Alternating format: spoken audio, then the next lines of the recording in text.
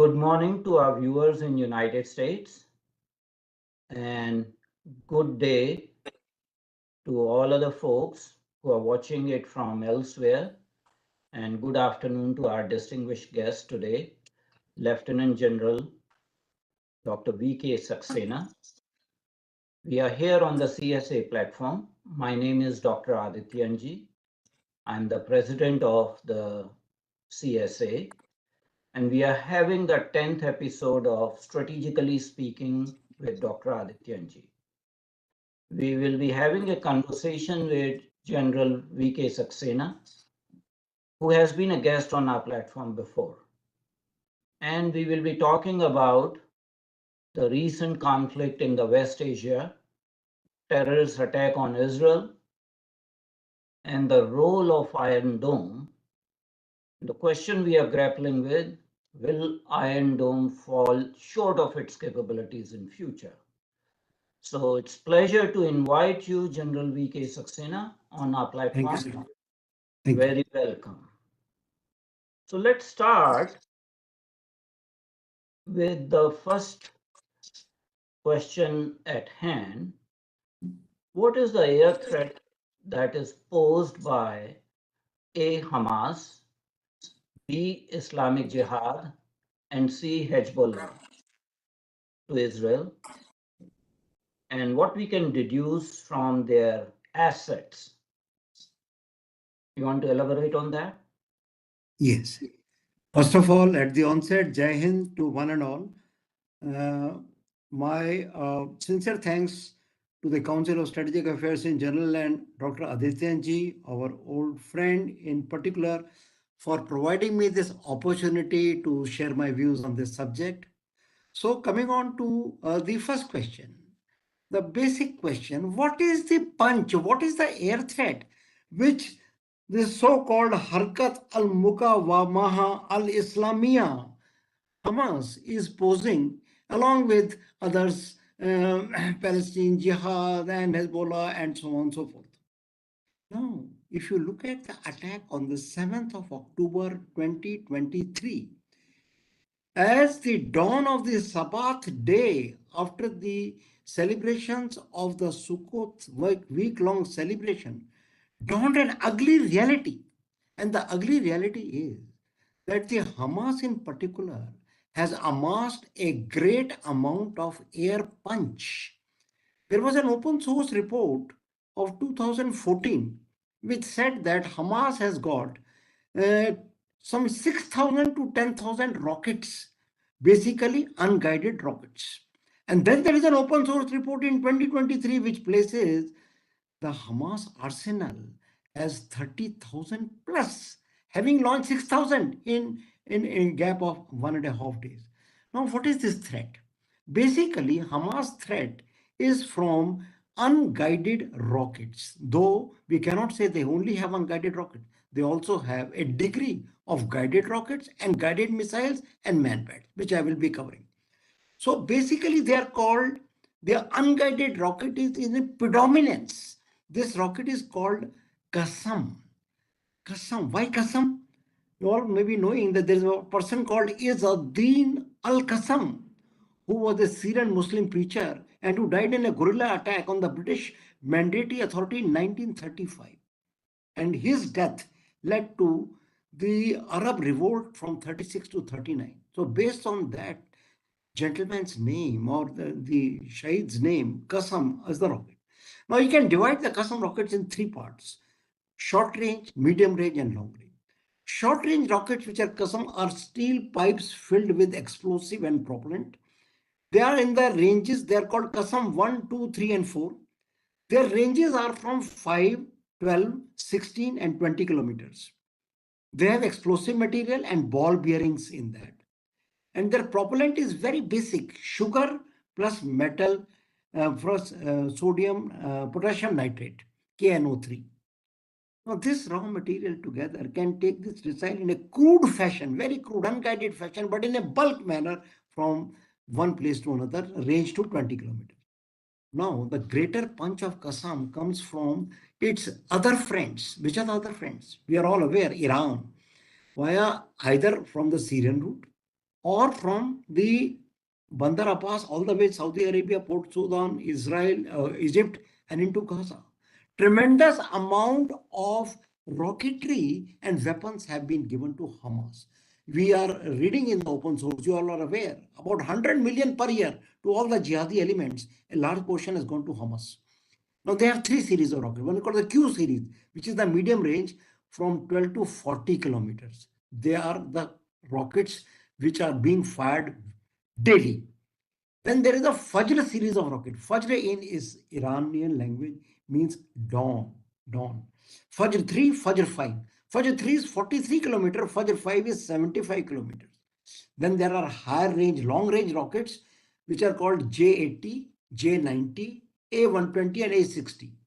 Their ranges I will not like to go into. Otherwise, just to basically tell you 75, 80, 90, 120 to 160. Therefore, from 5 kilometer to 160 kilometers, there are rockets which are available with Hamas today. The numbers is 30,000 plus. Another important thing which I wish to tell you in Hamas air attack is the rocket making factories in Gaza. Now, Iranian top boss has given a statement that strengthening the Hamas's rocket making facility in Gaza is their strategic priority. Today, you may have seen the attack on 13th October 23. One of the rocket making factory was destroyed. Now, these rockets are being made in household premises in the middle of the thickest of population, and the prepared rockets are being placed in the tunnels. Somebody asked, from where are they getting so much raw material for making the rockets? One of the spokesperson of Hamas said, we get this from all sources. Beside Hamas, we also get it from the destroyed infrastructure by Israel, which gives us sheet metal, which gives us all other things like electrical wiring, which gives us rolled over scrap, which we make rockets. Then there is a General, support. besides this 30,000 rockets Hamas has, I believe open sources indicate that Hezbollah has another 150,000 rockets in Yes, its possession. I was coming to that. I was coming to that. That support from Hezbollah. Hezbollah is 100,000 force.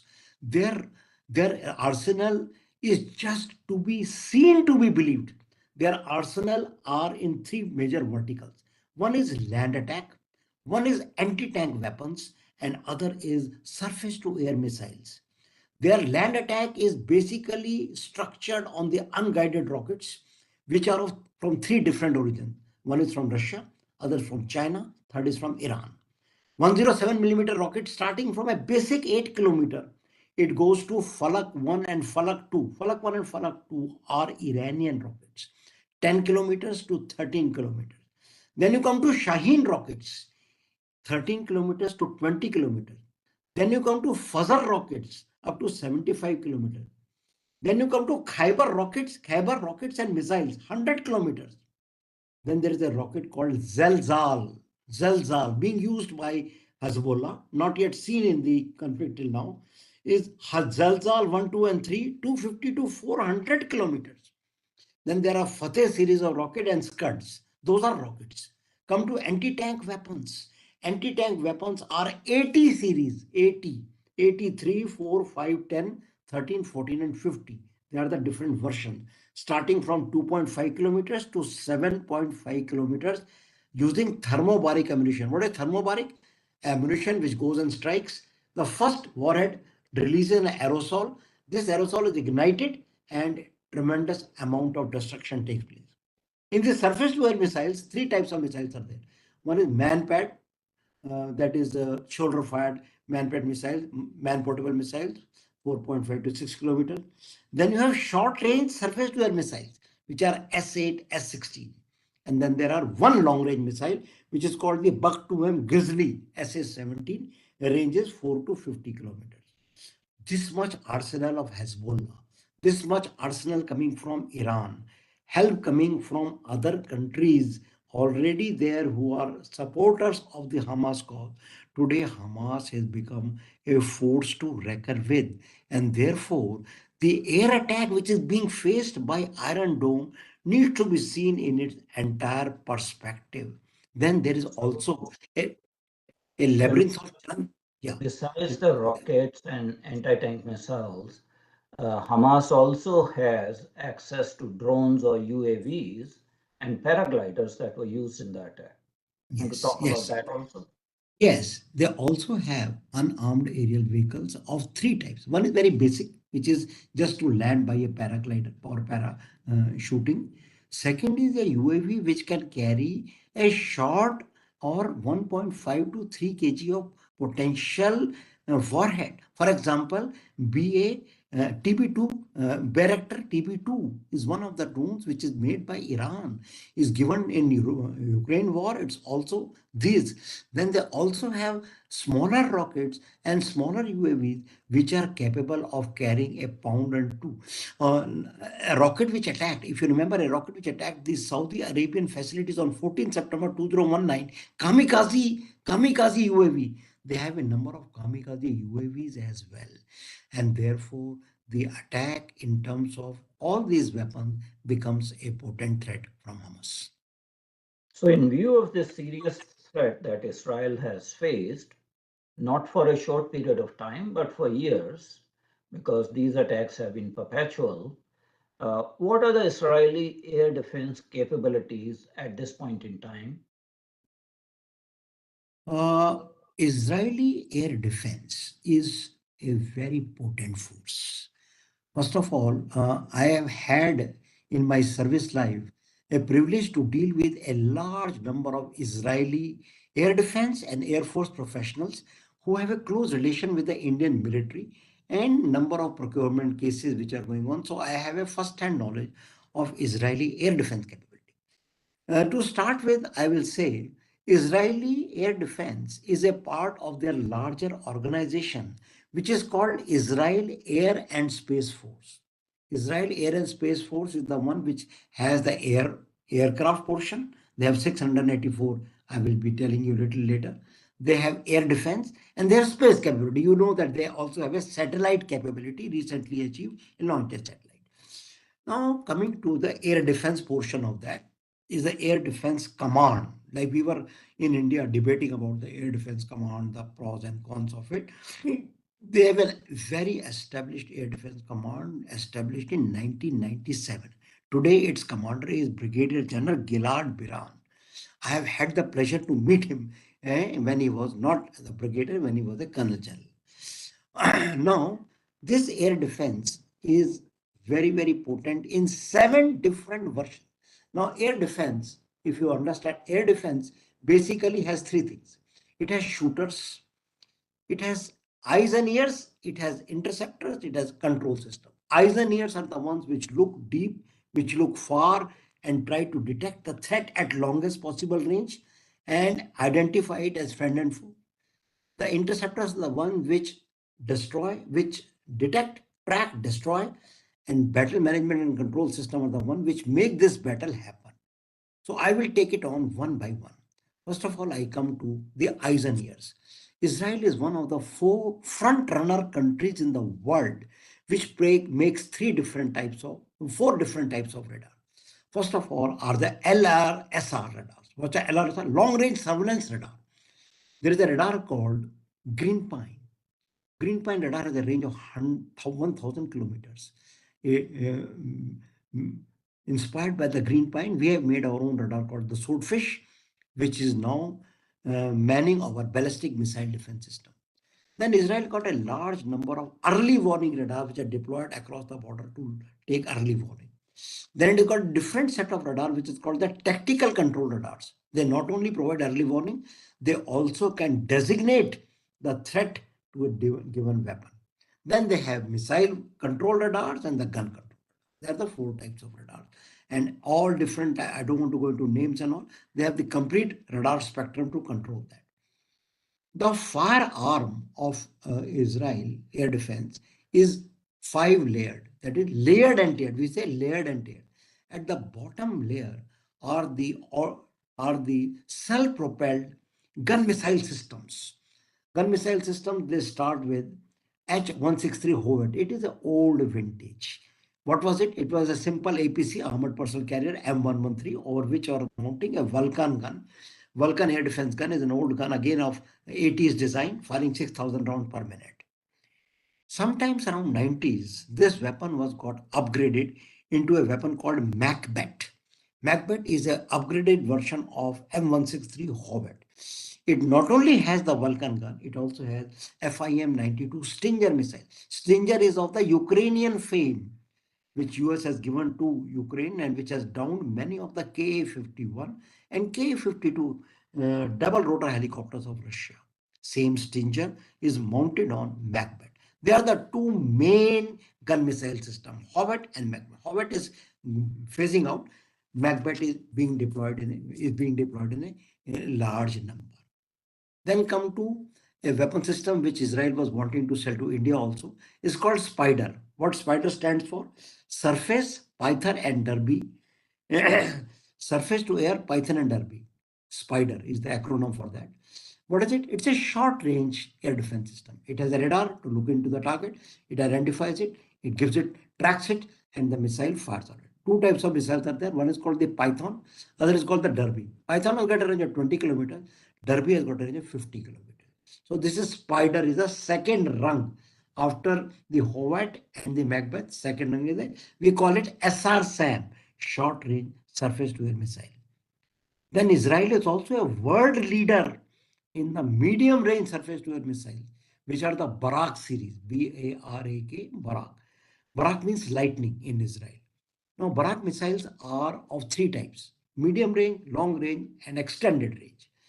Medium range missiles are 70 kilometers, up to 0 to 70 kilometers, which are 0.5 meter to 70 kilometers, which India was also in one point wanting to take. Our team had gone to examine it, technically examine it.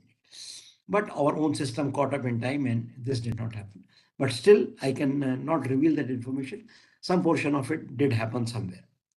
LRSAM, the next range of missile is long range surface to missile, 100 kilometers, and extended long range, 150 kilometers. This is the third layer. So you bottom layer, Hobbit and Macbeth, surface to SR-SAM, Spider or mobile system, and Barak. Three layers. Then there are two different systems more. They are called the Arrow and Devil Link. What is Arrow system? In addition to air defense, there is another category of weapons which are called the ballistic missile defense weapon. They shoot on ammunition. What is ammunition? Ballistic missile. Ballistic missiles are the missiles which move with the gravitational force. Therefore, their trajectories are predictable. To take on the ballistic missiles of the enemy, a different class of weapons are required, which are called the ballistic missile defense weapons. So Arrow is one of those ballistic missile defense weapons. Arrow 2, Arrow 2, Arrow 3 ranges from 90 to 150 kilometers. It engages targets both in the atmosphere, that is up to 60 to 80 kilometers, and above that. Then there is this last system, which is a strategic system. It's called the David Sling system. It is a high-end system being made by between Rafale and Raytheon. Rafale, of course, is Israel. Raytheon is US one. 40 to 300 kilometer range. It takes on all types of conventional threats: strike aircraft, attack helicopters, cruise missiles, tactical ballistic missiles, etc., etc. Now, this is the layered and tier defense. But the threat, as I told you, of the Hamas is from small rockets and mortar fire. This threat is called RAM threat, rocket and mortar threat. To counter these weapons, air defense calls them CRAM weapon. What is CRAM? Counter rocket and mortar. Counter rocket and mortar fire weapons. Israel has got two weapons. One is called the Iron Dome, other is called the Iron Beam. So much in news, this Iron Dome. Now I will try to expose why this, why not, Hovet, why not Macbeth, why not Spider, why not Barak, Arrow, David Singh. They are the weapons in different class. They are not CRAM weapon. They will neither be able to detect a threat as small as a CRAM, as small as unguided rocket, nor will be able to engage with their strategic missile set weapon. To take on these weapons, a special weapon was designed, which is also being offered to India, which is called the Iron Dome system. Iron Dome has got eyes and ears, very long eyes and ears. It has got a radar which is called the EL stroke M2084. This is the radar which is called the active electronically scan array. A huge antenna is there, squarish antenna. I wish I could show you photo. And electronically it switches the beam across without rotation of the antenna, due to which it can see a large part of the horizon quickly and at the same time. This radar is a fantastic radar. I have had a look at it. Its surveillance range is 475 kilometers and detection range is 100 kilometers. What is the difference between surveillance and detection? Surveillance, it can detect that there is something there in the air up to 470. But detect means it can detect whether it's aircraft, missile, own, enemy, everything it can do up to 100 kilometers. How many targets it can detect at any one time? It can keep in its surveillance span 1100 targets at any one time. But it can detect, means it can track and fire at 200 at any one time. So look at the eyes and ears of Iron Dome, solid eyes and ears. What are the interceptor? The interceptor of Iron Dome is called Tamir missile, just 3-meter long missile. It has got a blast and fragmentation warhead with a proximity fuse. What is proximity? Even if the missile is not hitting the target, passing close by, the proximity fuse will detonate the warhead and the warhead sharpness will go and have an effect on a large area. The range of this missile is 4 kilometer to 70 kilometer. Now, way back in 2008, there were plans to take up this range to 250 kilometers, but I'm very sure it would have already gone further. Then, to control this battle between the surveillance and the missile firer is a battle management command and control system. This is being made by a company called Emprest. It's an Israeli firm. It's a very famous firm in battle management and control. It does everything of surveillance, recognition, prioritization of the air threat, designation to the target, and etc., and control of fire. Now, this Iron Dome, which I just explained, falls short on three counts, three major counts. What are the counts? The first count is the gap in inevitable fait accompli gap. Now, each Iron Dome unit has got one radar, EL/M2084. It has got one battle management and control system, and it has got 3 to 4 launchers. Each got have 20 Tamir missiles. Therefore, how many missiles? 60 to 80 per unit. How many fire units Israel has got? Some say 12, some say 10. You take it 10 to 12 fire units. There are 600 to 800 missiles total they have got. Now, keeping that in mind, the launchers, Tamir launchers, are deployed far away from each other because you cannot cover so much distance. They are connected with secure communication cables. Now, look at the Gaza border. How much? Inflamed border, 51 kilometers. How much is the Lebanon border? 120 kilometers. How much is the border with West Bank barricaded wall? 708 kilometers. Now, if you see this entire perimeter, which needs to be protected, airspace around that needs to be protected. Obviously, there will be huge gaps between the Iron Dome batteries from one to another. Iron Dome launcher from one to another. This is one major issue. Second is too many. The threat is too many. I have tried to explain to you the Hamas threat. Now go back to 2014. There was an operation called Protective Edge. In Protective Edge, Hamas launched 4,564 rockets in a matter of half a day. 4564. As per Israeli claims, out of 4564, 735 rockets were successfully engaged. Now, what is the theory behind it? They say that our Iron Dome is capable of checking out the impact point of most of the rockets if they are heading to a critical infrastructure, a population center, a protected place. Only those are engaged, the rest we leave it and let it go because we cannot be engaging so many. So, as per Israeli report, 735 got engaged out of 4564. And they say that Iron Dome has got a success rate of 90%. If you take 90% success rate, that out of 735, how many total rocket addressed? That is 870. Simple calculation, 735 into 100 by 90. 817 rockets were engaged. And they say, I say, even if 50% of the rockets of 4564 were correctly headed in some direction, then engaging just 817 is not the answer. Some of them will create great amount of damage, which they did. Come to May 21, 6 to 21 May, there's again a skirmish, a big fight, 4369 rockets. Israel has come up and said only 30% were effective. All right. Even 30% of those rockets are 1310. They could engage only 1179 as per 90% again. Now come to 7th October, 4500 plus some records vary 4500, 6000, whatever. How many engaged and how many fell? Now you can make out why I'm saying that Iron Dome are too many. And the third where it falls short is the cost factor. Now there are many open source reports. I'm not going to contest that. They say an Iron Dome launch interception end to end is $50,000. An Iron Beam is 2,000, which I'm just covering. Whereas a rocket Kasam type is 300 to 800. Remember, in an air defense duel, if the attacker is able to inflict disproportionate cost to the defender, he has already won the battle, because this disproportionate cost over a long period of time will make the air defender crippling cost, will make the weapons very, very difficult to sustain. That is why you see that a new weapon has come up is Iron Beam. Not new actually. It was exposed as early as 2012 in Singapore air show, Singapore military show.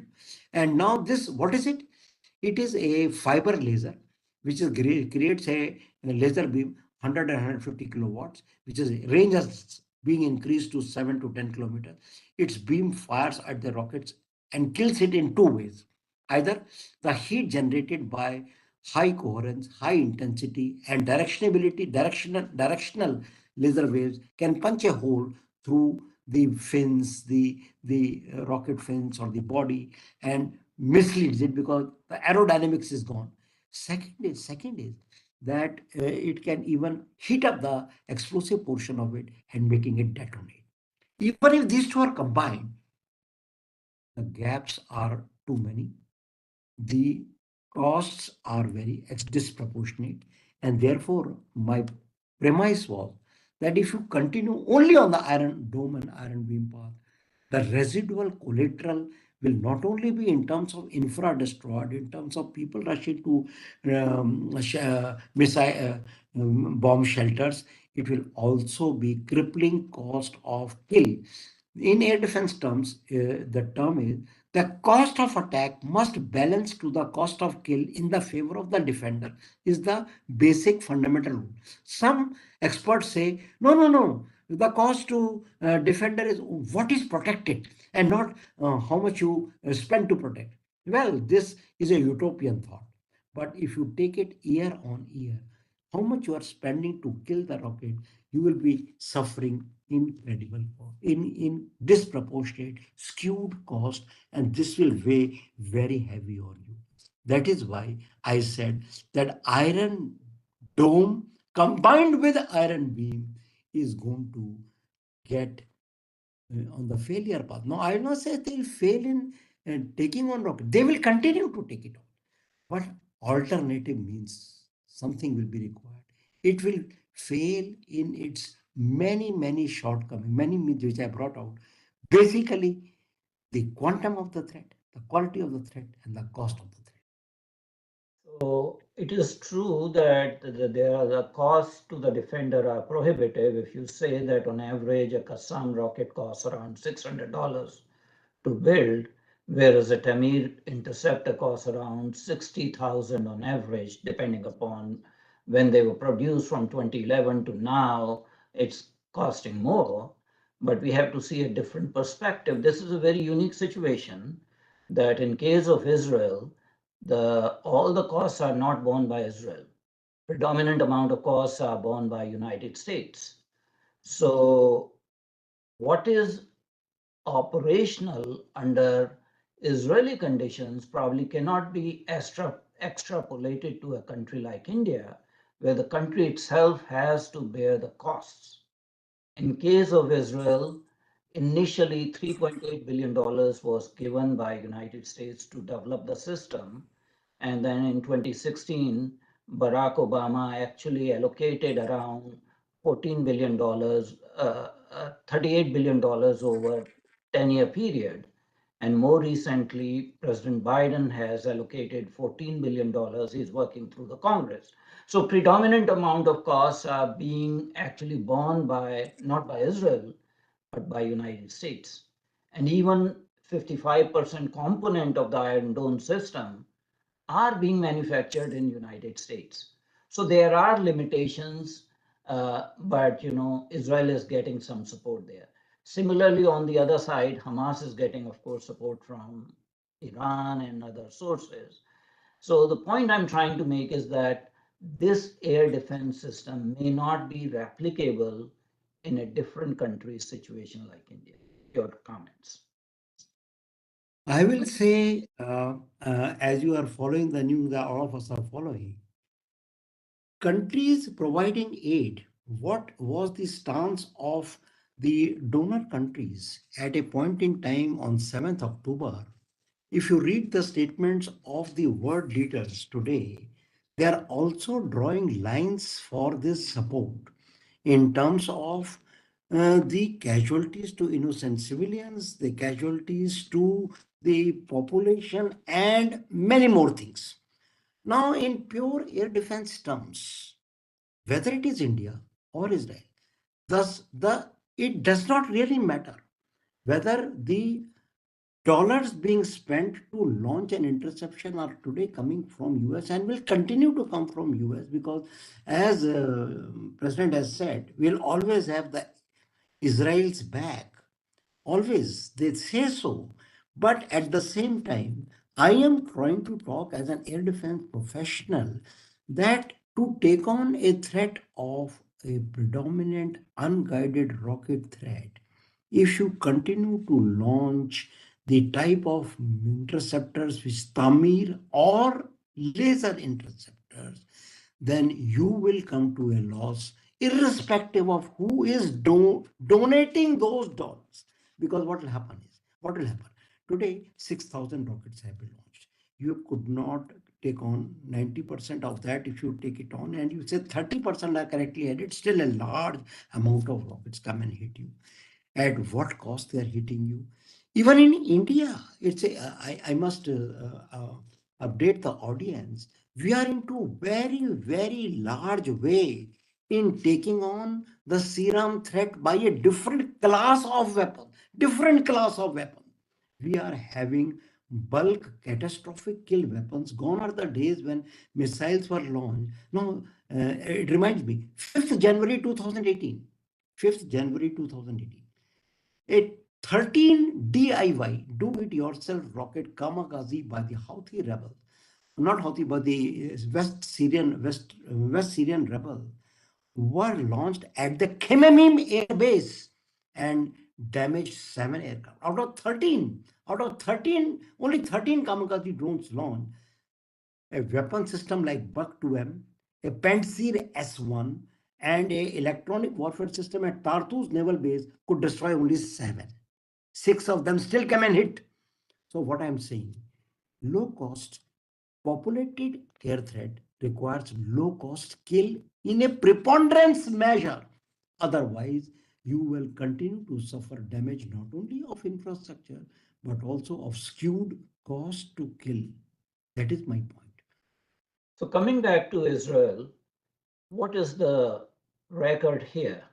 How are Israel's air defense capabilities able Uh, to counter the assault by Hamas using rockets, missiles, drones, and paragliders in the recent conflict? I will say, again, based on some of the one-on-one knowledge, Israel is also, besides Iron Dome and Iron Beam, they're also looking at and they're also developing and have nearly developed some other alternate options. One of the alternate options that they were looking at were the high rate of fire air defense guns which fire at a very high rate. For example, if you take the starting from a basic gun, ZU-23 gun, it fires 1600 to 2000 rounds. But you come to Avenger 30 millimeter gun, which is called the GAU Gatling gun, 7200 rounds. You fire the uh, Vulcan gun, old Vulcan gun, 6000 rounds. Now, what happened? These rounds are being spewed, connected with this catastrophic kill is connected with two types of surveillance.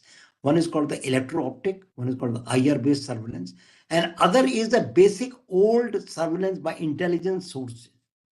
If you are able to detect even if you are not able to take on the first wave of the rockets, and you know that the rocket generally originate from which area, because where is southern Gaza and from where it will originate.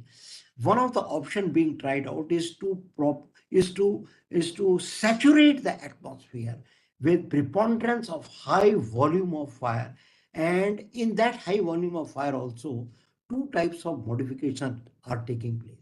One modification which is taking place is in the warhead. Normally, air defense guns have monolith warheads, means one solid warhead.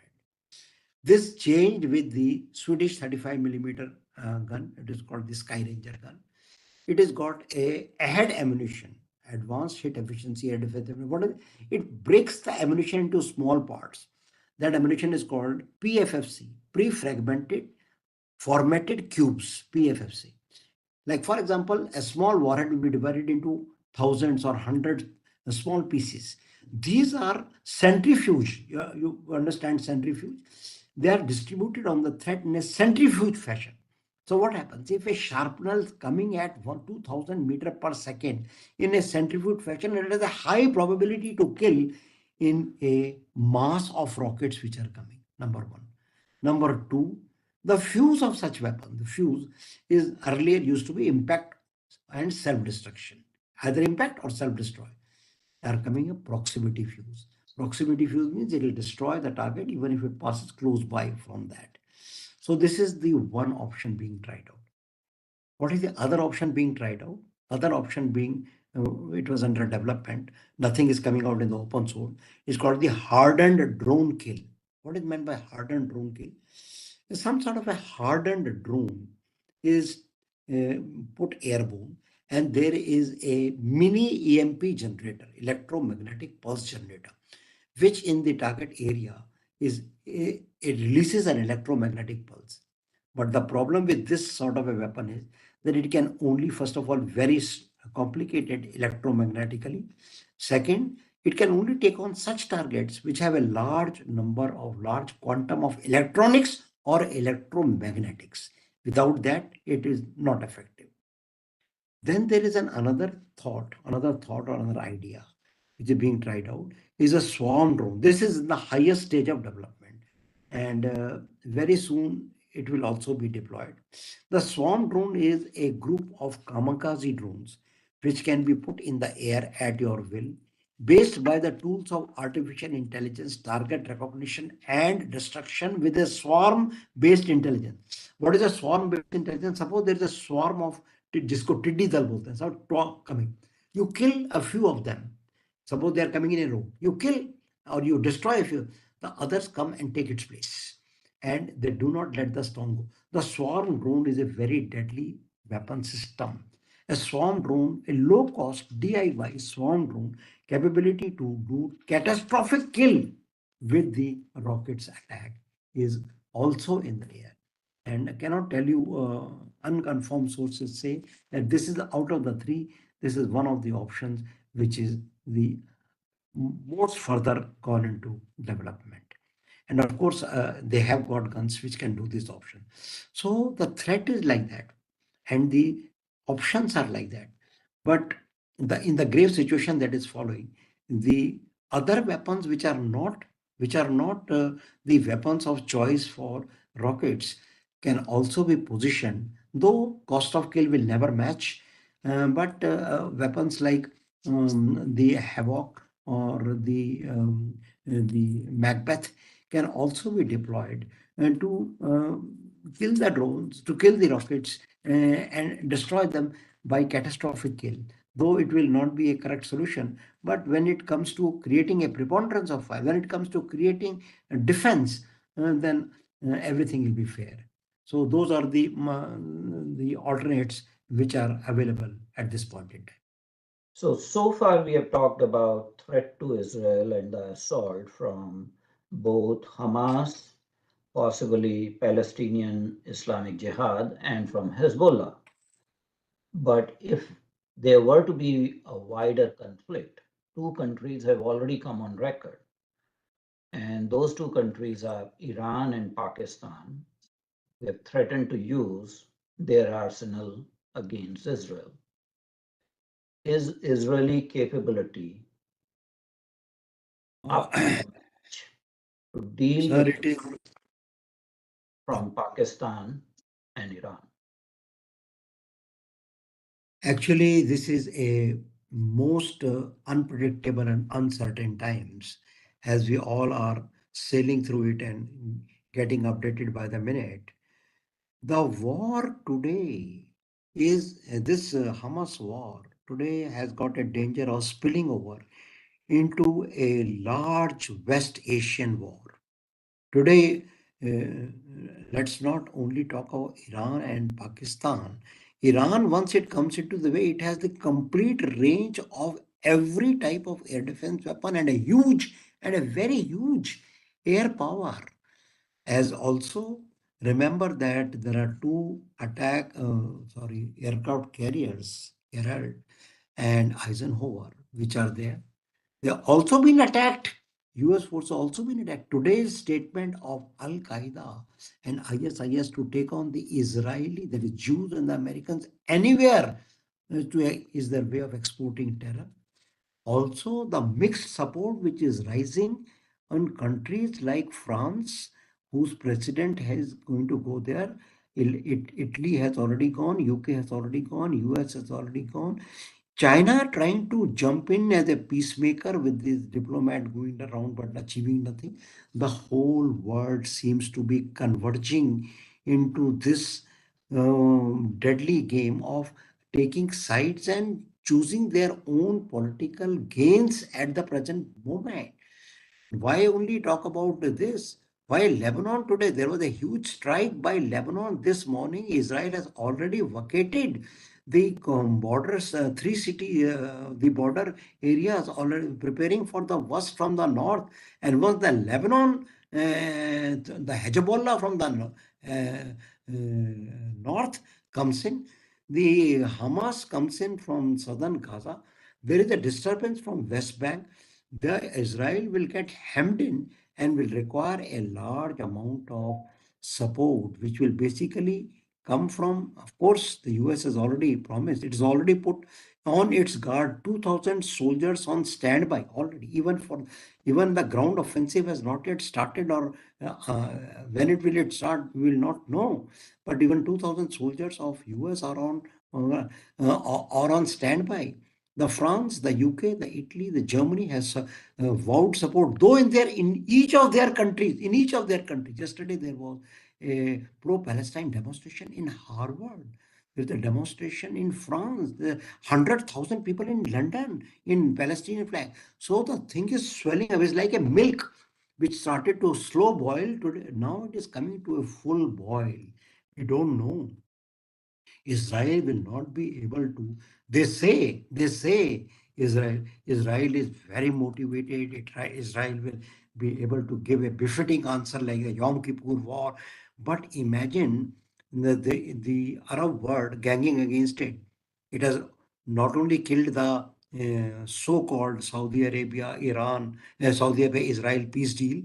Even Saudi Arabia is talking about restraint. Of course, the Qatar is sitting with the leadership of Hamas, is also playing the ball. But UAE, Bahrain, Saudi Arabia, Iran, Jordan, Syria, that is a world, Arab world. The opinions are at the cusp now, at the cusp. On the 7th October, everybody was with Israel. But see today what's happening. So Israel, like Netanyahu has said, it will be a bloody and a long conflict. Saying is all right, but requires resources, requires standing by. Knowing Israel, they'll fire, they'll fight last man, last bullet. But it is anybody's guess at the current moment. Who will support? How many will come in? Whether Iraq will join with weapons or only with the proxy support. They're given a tremendous amount of proxy. Why only Hamas, Abdullah, ISIS, yes, Al Qaeda, Taliban, Houthi, so many proxies. So that is where it is totally uncertain at the present moment. But in pure air defense terms, because this war is air defense war. This war is air war and air defense. Till the time the ground offensive takes place and leaving aside the hostages and other crises and killing on ground, the war is being played out as an air and air defense duel, which is very prominent and which we need to watch very carefully what will happen. Remember, Israel also got 684 combat aircraft. Their combat aircraft basically F-15, F-16, and F-35. 684. Also, there are aircraft carrier on the aircraft carrier Gerald Ford, and in the Eisenhower there are aircraft stationed there. Yesterday's news, China has moved 6 warships there in West Asia. Of course, they are for cargo, as Anti-piracy told. action kind of thing. That is what Yeah, they claim. that's it. That's it. Let That's me it. bring you back to this issue. Pakistan recently tested Ababil MERV missile test, which is capable of, having multiple warheads. Pakistan also has made some noises that Pakistan's nuclear weapons are not Pakistan's nuclear weapons, but they are for Islamic countries. Uh, do you perceive a threat from Pakistan to Israel? Yes.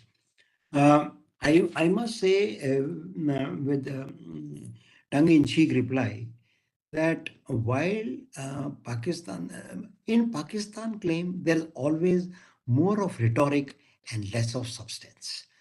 While they may say that Pakistan bomb is a Israeli bomb, they have half series of missiles starting from 80 kilometers going up to Shaheen, 2,500 kilometers, and Gauri, and so on. And they also have a tactical ballistic missile now, an MIRV. But starting the nuclear war or the nuclear threat will be at a great peril to Pakistan's existence, because remember that the IMF loan which they just now got was with the blessings of Uncle Sam, which is of course keeping a close eye on the nuclear trigger. Because in the given the non-state actors which are there in Pakistan, the the non-safety or the danger of its nuclear weapon falling in the hands of non-state actors is uppermost in the mind of United States, and therefore whatever may happen, this sort of a brinkmanship may or may not, more may not, more may not, very less may happen, because there is a very big constraint or very big existential crisis which is awaiting in the pipeline for Pakistan if he walks this path. It can walk the path of Islamic support, solidarity, giving a refuge to many of the refugees, and aid and support and so on. But crossing the nuclear line, to my mind, is more may not and very less may. Again, I'll come back to Iran because Ayatollah Khamenei gave very strong statements. What is the likelihood of Iran, which as yet does not have a declared nuclear weapon, joining this conflict if it were to turn wider? That is the biggest worry at the current moment, because a few months back they tested a multi-warhead nuclear multi MIRV type of a multiple independently launched nuclear warhead on one of their missiles. Unfortunately, that is very very a dangerous situation, because if you look at it, what is the constraint or no factor? If you hear the type of speeches with their Ayatollah is giving, that we kiss the hands of the warriors which did the attack on 7th October.